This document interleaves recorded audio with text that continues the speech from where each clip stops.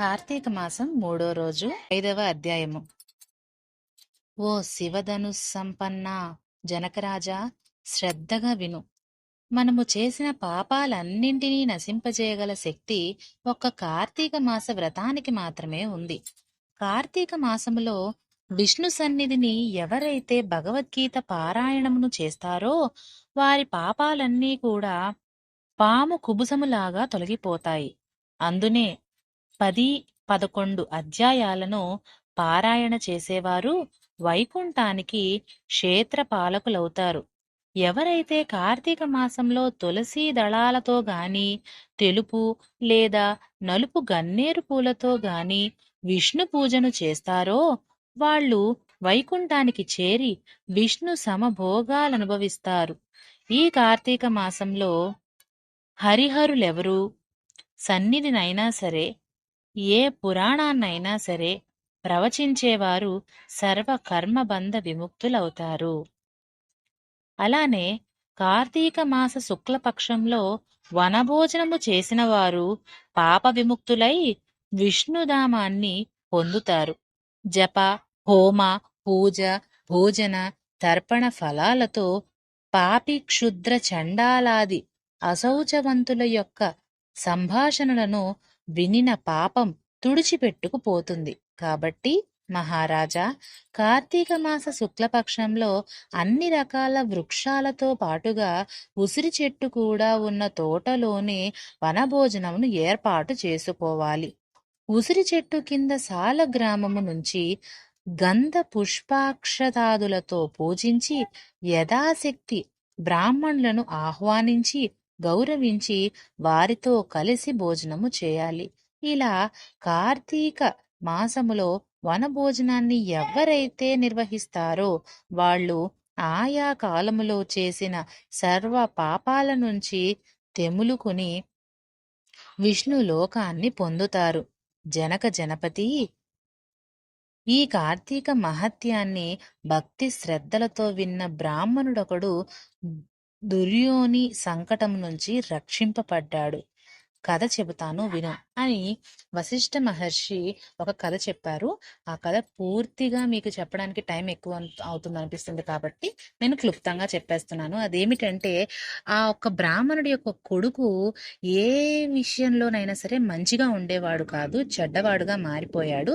ఏ పూజ పునస్కారం లేకోకుండా ఉన్న డబ్బుతో విలాసాలు చేసేవాడు. అయితే ఒకరోజు తనకున్న కొడుకున్న పాపాన్ని పోగొట్టించాలనే ఉద్దేశంతో ఆ బ్రాహ్మణుడు తన కొడుకుకి కార్తీక మాసాన్ని చేయమని చెప్పారు. కానీ కొడుకు, నేను చెయ్యను, ఇలాంటివన్నీ బూటకాలే అని చెప్పేసి అన్నాడు.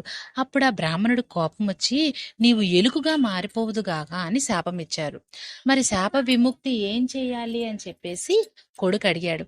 వెంటనే, నువ్వు ఎప్పుడైతే పూర్తిగా కార్తీక పురాణాన్ని వింటావో అప్పుడు మాత్రమే నీకు దీని నుండి బయటకు వస్తావు, విముక్తుడు అవుతావు అని చెప్తారు. అయితే ఇంకా ఎలుక రూపంలో ఆయన ఎక్కడ పడితే అక్కడ తిరుగుతూ ఉంటాడు.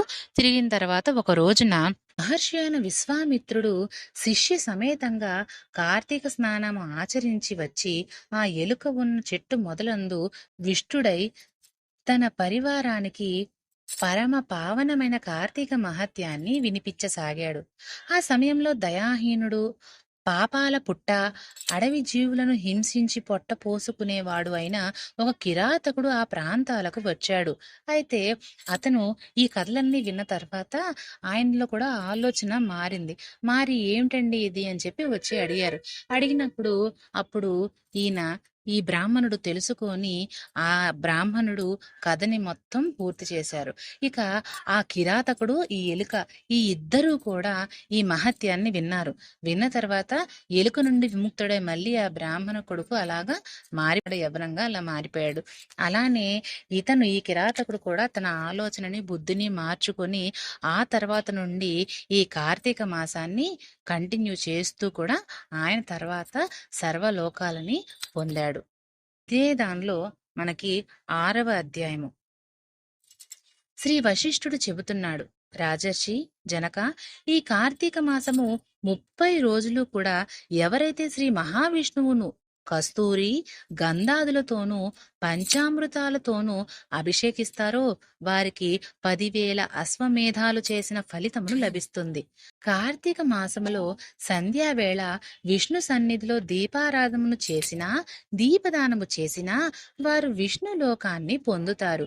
ప్రత్తిని శుభ్రపరచి దానితో వత్తిని చేసి బియ్యపిండి లేదా గోధుమ పిండితో ప్రమిదను చేసి ఆవు నేతితో పోసి ఆ ప్రత్తి వత్తిని తడిపి వెలిగించి ఒకానొక సద్బ్రాహ్మణుని ఆహ్వానించి చివరి రోజున వెండి ప్రమిదను భమిడి వత్తిని చేయించి వాటిని బియ్యపు పిండి మధ్యన ఉంచి పూజ నివేదనాదులను పూర్తి చేసి బ్రాహ్మణులకు భోజనము పెట్టి అనంతరము తాము స్వయంగా దీపదాన మంత్రముహ సర్వజ్ఞానప్రదం దీపం సర్వసంపచ్చుభావహం దీపదానం ప్రదాస్వామి కశాంతిరస్తు సదా మమ అని ఆ మంత్రంను జపించాలి.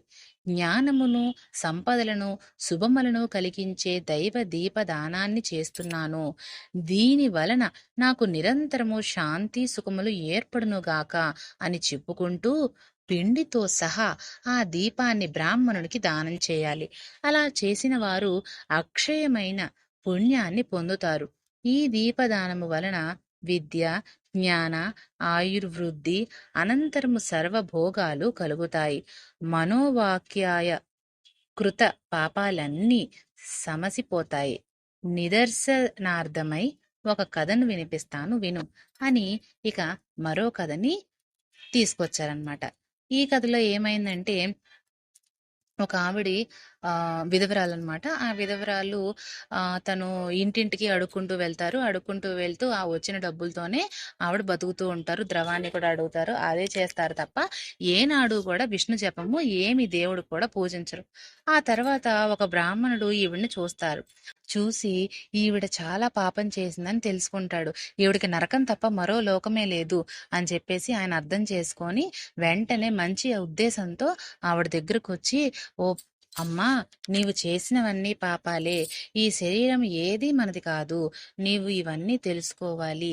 ఈ తోలు శరీరము బట్టి ఈ శరీరము ఈ దేహము నశించగానే ఆ పంచభూతములు కూడా ఇంటి కొప్పు మీద కురిసి నలుదిక్కులకు చెదిరిపోయే వాన నీళ్లులా చెదిరిపోతాయి. నీటి మీద నురుగులాంటి నీ తనువు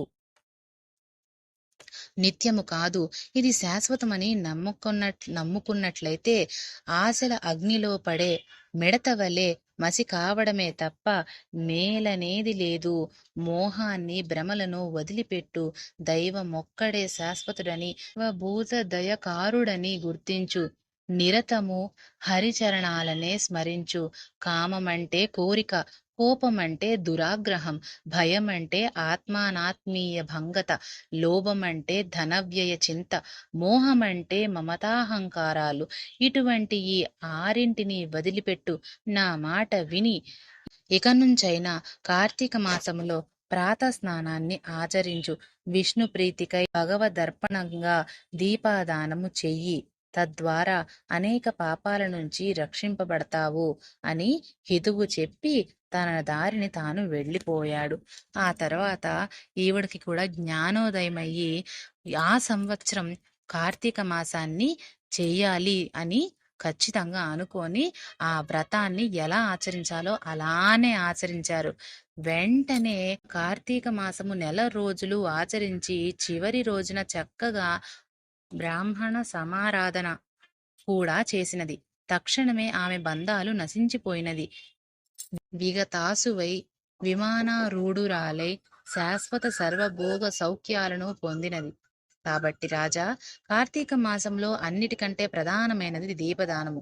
తెలిసి గాని తెలియక గాని ఎవరైతే దీపదానము చేస్తున్నారో వారు తమ పాపాలను నశింపచేసుకున్న వారే అవుతున్నారు.